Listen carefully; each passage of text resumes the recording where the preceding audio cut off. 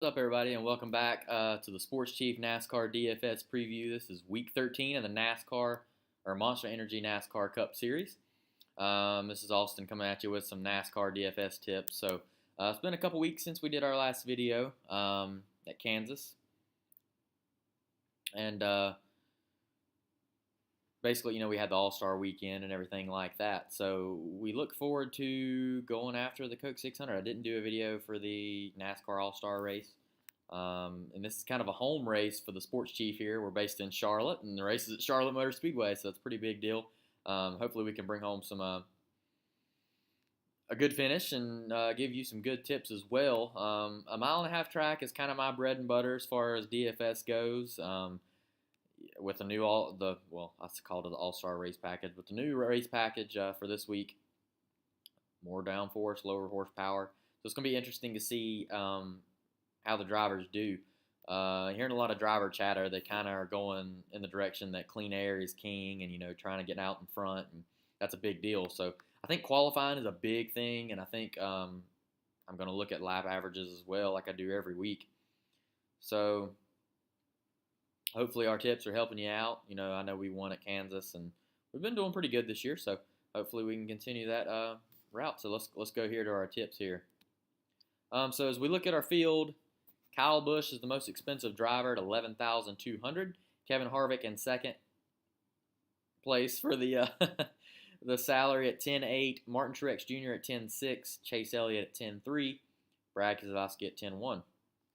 And then that rounds out the top, $10K guys. So my opinion of this race, I haven't looked at the odds or anything like that, but I really like Kyle Busch for this race. He's starting in third, and with William Byron on the pole, and I'm trying to think who qualified second, Eric Almirola, I feel like Kyle Busch will probably take the lead and probably lead a lot. Take in mind this is a 600-mile race, 400 laps. So whoever can stay out front and lead the most laps is going to be very beneficial to your fantasy team.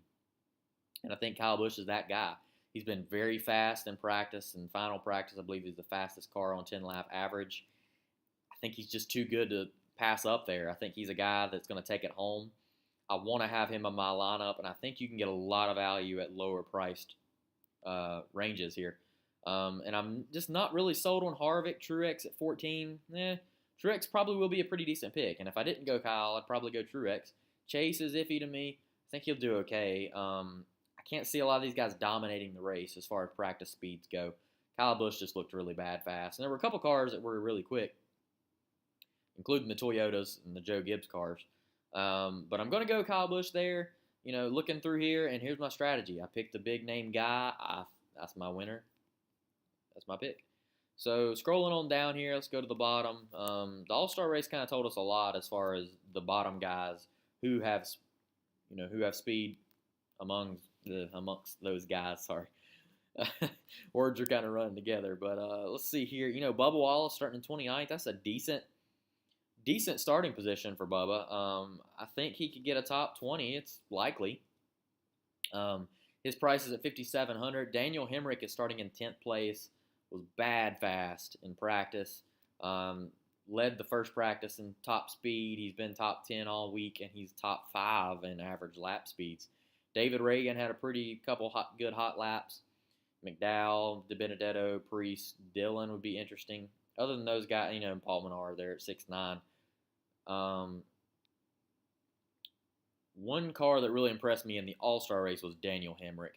Hemrick led that first stage, and he took off. He led the first 18 laps, and if they have a car like anything similar to that, I feel like if he'd won the All-Star race, he would have competed. Larson won it, and Hemrick was burning his doors down on the first stage, so I kind of like Hemrick.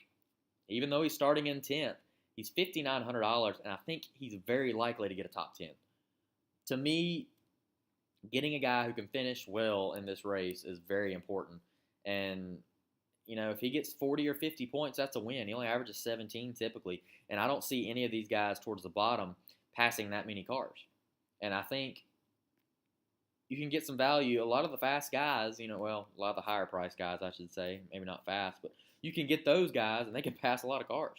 And it's more likely for them to do it rather than like a DiBenedetto or Priest. So going with Daniel Hemrick at $5,900. I'm going to scroll back up here. kind of already got a game plan going. Kyle Larson is going to be chalky. He's starting in 25th spot. I picked Kyle Larson a lot, and his price was really low at Kansas, and I had him there. I'm not going to go that route, though. I kind of want to go against the grain here, and I'm going to go Denny Hamlin. Denny Hamlin's speeds were very fast. He was also hovering around there in the top 10, top 5 in average lap speeds, right there with Kyle Busch. And Denny's pretty good at Lowe's, good Lord. Charlotte Motor Speedway. I think he'll do pretty well there. And I really like his speed in practice and everything like that. So we're at 7,900. Looking here, if I went Kyle Larson, I'd have 7,000 to spend. And I could go maybe a Suarez, but then good night, I'd be down with David Reagan or something. Don't want to go down in there. I really do think, here's my strategy. I'm going with Kyle Busch to lead 200-some plus laps. I think he's a guy you've got to have on your fantasy team. And I think these other guys will contend for the win. But another player I'm going to go with is Eric Jones. Eric Jones is starting in 16th spot. He's pretty solid here at Charlotte. He's also got some good speed. The Toyotas looked really fast in the Joe Gibbs camp. That way I'd have Kyle Hamlin and Eric Jones on the same team. Feel very confident with that. And I wouldn't have Truex, but I just think Truex and Kyle are kind of on the same plateau in price. Kyle's just, hey, I had Truex on DraftKings the time he led 392 laps with a 400, and that was pretty sick. So I think Kyle will do something similar. Eric Jones, I see a top 10 coming, and he's starting 16th. That's just a good spot. Now you're at $7,500. And something interesting here. And this is going to be a tough pick. Daniel Suarez starting in 6th spot. He led the 2nd and 3rd practice in speeds. Was kind of in the top 10 in speeds as far as averages go. Austin Dillon was up there both ways, kind of like Daniel Hemrick. There's a lot of speed with the RCR cars. Austin Dillon is starting 4th. If Austin Dillon, this is how important I believe this is going to be. If Austin Dillon was starting in, say, 6th, like Suarez, I'd probably go him, and if Suarez was in 4th, vice versa. But I'm probably going to go with Daniel Suarez, starting in 6th spot.